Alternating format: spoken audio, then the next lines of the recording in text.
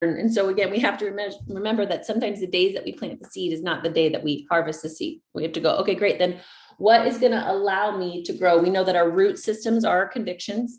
So just as a reminder, write down whatever your conviction is, right? For me, it's to live free, live worthy, live bold. We all have different convictions, belief systems. I can't not, right? This is going to be your root system.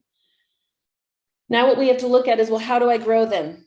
Right? We look at this tree, we could look at it from a very a realistic perspective and we go, great, all of these things are great, but the only way that this thing is going to grow is if I water this thing. I can have the best seed in the world. I can have the most incredible weather around me. I can have the best terrain, but if I'm not watering this thing, it's not going to grow.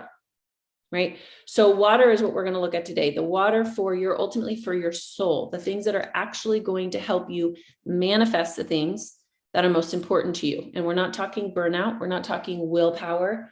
I've been there. I've done that. You can definitely achieve goals that way. I have many times in my life. I've achieved a lot of things through willpower and burnout.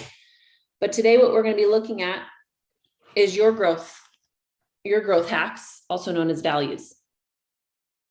Okay. Most of us know of this concept. Very, very few of us have them for our lives. It was interesting because this week I also had the opportunity to go to Denver. We had, I got to speak for a heart leadership conference.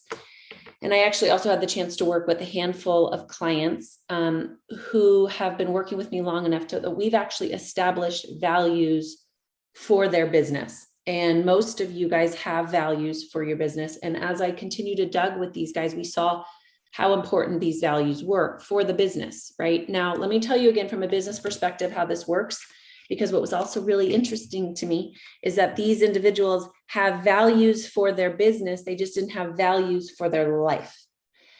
Can you get through life without them? Sure. I'm not suggesting again that you have to have these to have the best things in life. However, I do believe that it has a huge, huge impetus in your success of actually being fulfilled.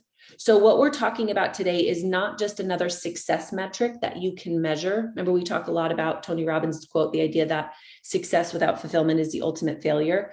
The growth goals and all those things are really for our success. We can check things off the box to know if we're being successful. We know when we hit a goal, we can check that thing off, add another, check it off, add another, right? Success is great. We love the idea of accomplishment. For most of us, it's really hard to measure fulfillment. Right? There isn't generally something we could check off the box and go, oh, I'm fulfilled. Check, check, check.